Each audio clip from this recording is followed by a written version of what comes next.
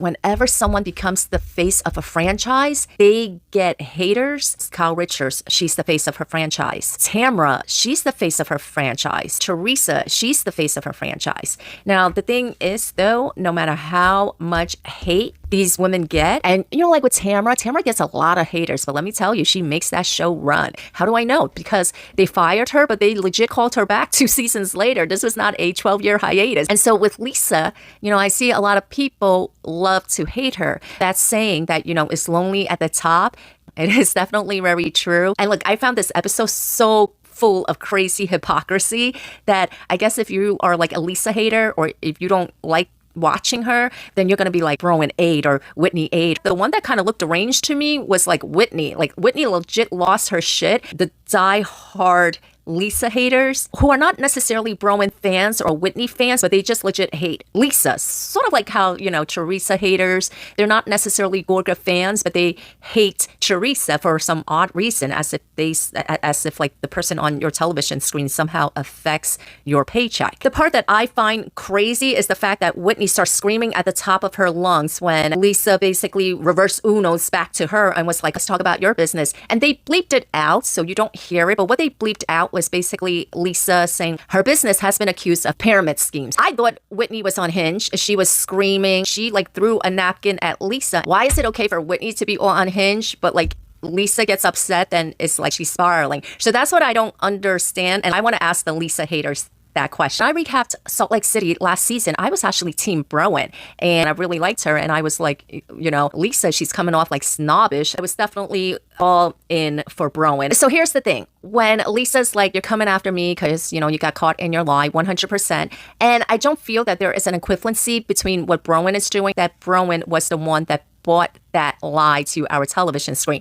I feel like if you manufacture a scene and you get caught on it, then it's fair game. Bronwyn, for you specifically, you brought that lie onto TV and you had a whole entire scene filmed for that lie. But what it was to me even more, Andy Cohen asked her, are you wearing, your necklace or whatever, or did you buy that necklace? And she said she did. And Lisa was like, really? Because I actually know. She told me you didn't buy anything. So that's the thing. When Andy Cohen asked you, what you could have said was, no, it wasn't something that I wanted, or no, Todd didn't like it. But at least then you wouldn't have had egg in your face. I know people try to do like Olympic style gymnastics with this, but Bronwyn at that reunion had an opportunity to not look like an asshole by just simply saying, no, I didn't like it, so I didn't buy it. That was it. You didn't have to say it was too expensive. You didn't have to say you couldn't afford it. You definitely didn't have to make up a lie about it.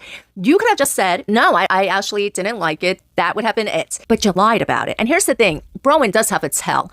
Despite how red her blush is, and I actually think that she purposely asked this for a very red blush so that she could hide her face from blushing. Because when she gets uncomfortable or caught in a lie, her face gets really red. I'm talking about tomato red. So at that reunion, her face got tomato red. It was like, God, this girl's lying. And look, and now she cops to it. But the crazy part is the jeweler, she was obviously going to watch the season just for the fact that she was on it. She was on an episode of it. She had a specific scene to film.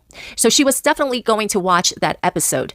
So the fact that Bronwyn thought that she would be able to lie about it and that it was not going to be called out. So I do 100% believe that Bronwyn is looking to give Lisa her comeuppance because she is so humiliated by it. Whitney, since episode 1 of season 1, has been messy as fuck. Whitney, if you guys remember up until like season 4, Whitney, I felt like she really tried to win people over by really getting into her sexuality, right? I remember in one confessional, she was like acting out, doing doggy style. And I find it really hypocritical for Bronwyn and Whitney to not want to talk about Whitney's business unless it's for everybody to be sympathetic to her and woe is me. And I said this in my last recap, like, Whitney, you don't get any sympathy from me that your business failed because, first of all, like, I felt like her business was never legit to begin with. And there's a lot of stuff out there about why it wasn't legit to begin with. And Justin, I mean, you want to talk about lawsuits, the company that Justin was working for, it was sued and they were accused of being a pyramid scheme. Karma has a weird way of working, right? So over there in OC, Shannon was like really trying to make Gina feel a certain way about her DUI. And look what happened with Shannon. She did a hit and a skip right into somebody's garden gnome. Over there on New Jersey, remember how everyone kept coming after Danielle Staub? Danielle's a criminal. She's this, she's that. Karma has its way of working itself around these situations. I feel very strongly, not that I read tea leaves or anything, but if I had a crystal ball, I'm going to say that Whitney, of all people, she should not be so concerned about what's going on with Lisa's life, because I feel very strongly that Whitney is going to be in a lot of financial trouble herself. She took out a $1 million loan. She's in a new house that I don't necessarily think that she could afford. And when you're on this kind of show, you kind of have to maintain a certain illusion of wealth. She might be the next one. Here's for the Bronwyn apologists. For all of those who are like, Bronwyn's case is sealed and she doesn't need to talk about it. Well, then why does Lisa need to talk about any of her dismissed lawsuits? So if you can make that same argument for Bronwyn, you could make that same argument for Lisa. Now, as far as that one lawsuit that is still pending, that lawsuit is not on the docket for a trial yet. They are headed back to court for mediation or negotiation or whatever for October 5th. They have not went to trial yet. But the way these women are talking in their confessionals, they're acting as if she's already went to trial. It's already been decided. It's already had a judgment entered against her, especially Bronwyn, Whitney, and Angie even. Angie didn't like to be compared to Jen Shaw, but she thought it was okay to compare Lisa to Jen Shaw. They didn't want to talk about Whitney's business, right? But they all wanted to spend the whole entire camping trip talking about Lisa's lawsuits. I really 100% believe that Whitney is very jealous of Lisa and John's marriage. I feel like she needs to find something to crack it because she was the other woman and maybe she was told she was a homewrecker or whatever. I don't know. But obviously Justin was married to another woman, has grown adult children with another woman, and maybe it's because she has this insecurity about her own marriage. But even in the early seasons, she was the one that brought up onto TV that she heard this rumor that Lisa basically gave blowjob for jazz tickets. And she was the one that brought up this rumor that Lisa and John have threesomes and whatever. If anybody's having threesomes, it's Whitney Rose, because the way she sexualizes herself and the way she demeans herself by how she sexualizes herself, even on TV, I feel like if anybody's in an open relationship, it's Justin and Whitney.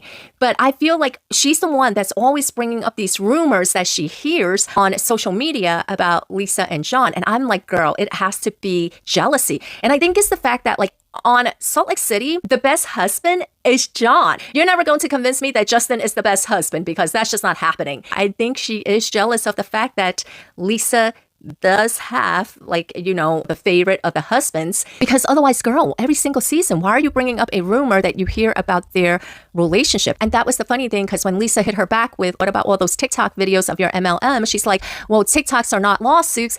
Okay, good point. They're not lawsuits. But I mean, girl, if you're saying that Lisa shouldn't believe any of the stuff that she hears on TikTok about you, why are you bringing up all the shit that you hear? Unless you can show me a photo, or unless somebody is coming out and saying, yeah, it was me, I'm the one that they've been having threesomes with or whatever, then Whitney, how hypocritical of you to think it's okay to bring out social media rumors when it's about Lisa Barlow, but social media rumors about you are not true. Miss me with that one. And as far as Bronwyn and her husband Todd are concerned, look, whether she married him for money or not, nobody's going to convince me that Melania didn't marry Trump for money. If you are looking for a life of luxury, Melania Trump is your role model at this point. Or if you are the side piece, your role model at this point is Queen Camilla. She went from being a side piece to being the fucking Queen of England.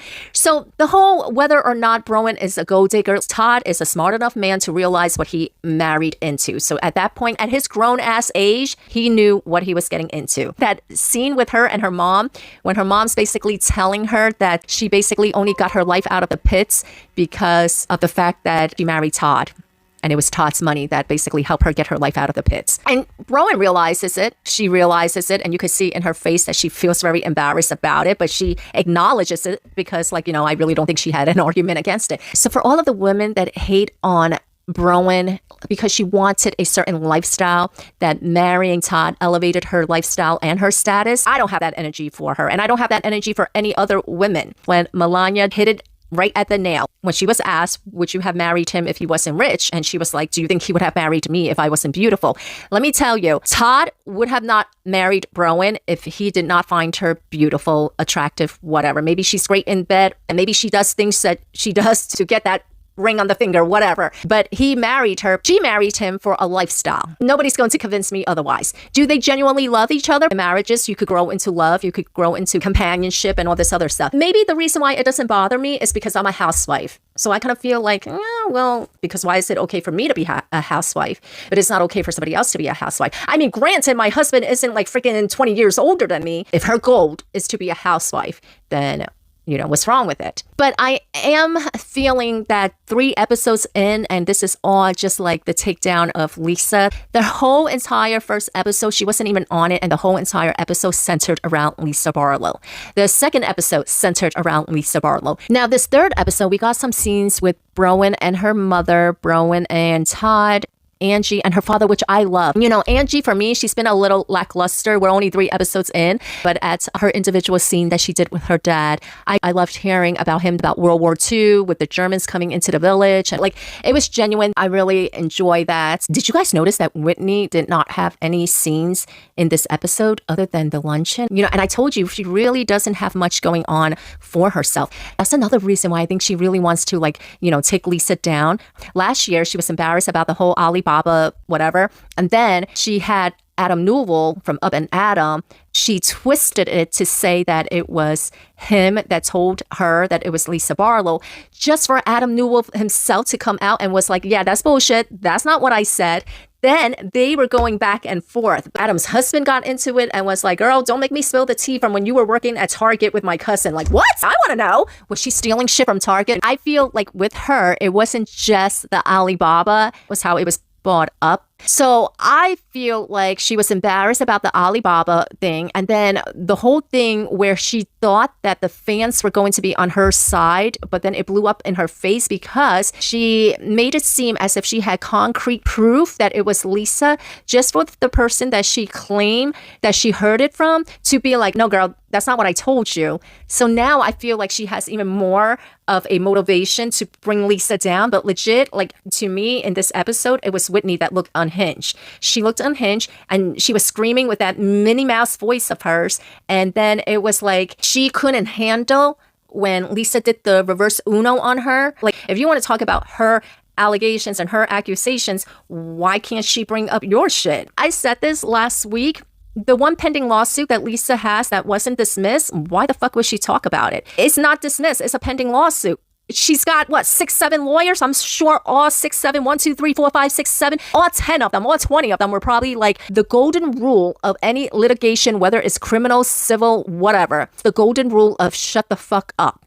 Do not talk about an ongoing case. So why would she talk about it? And to an extent, she kind of said she wasn't going to talk about it. So when people are like, Lisa's so activated and all this other stuff, I'm like, no, actually, the person that looked activated to me was Whitney. She raised it from Mickey Mouse to Minnie Mouse, got up off her seat, shoved her face in Lisa's face, threw a napkin at Lisa. So that to me is unhinged. So for someone saying that Lisa's scared, I feel like the one that is actually scared is Whitney. And then here's another thing. I don't get it when people are like, when you're defensive, that proves guilt. How am I supposed to be? Because if I am not defensive, that just gives an opportunity for you to say, you see, she didn't defend herself, because if that was me, I would be raising hell. I'm the type of person that if you're accusing me of something, I'm going to be loud and emotional. But I see a lot of people who are like, he's guilty, because why would you be that defensive? I don't feel that way. I feel like if you're not being defensive, then why aren't you defending yourself? When did the word defensive become something bad? Because I feel like people try to use it in a bad way. Are you being so defensive? I'm being defensive because you accused me of something. Anyway, that was the whole entire episode, another Lisa Barlow episode.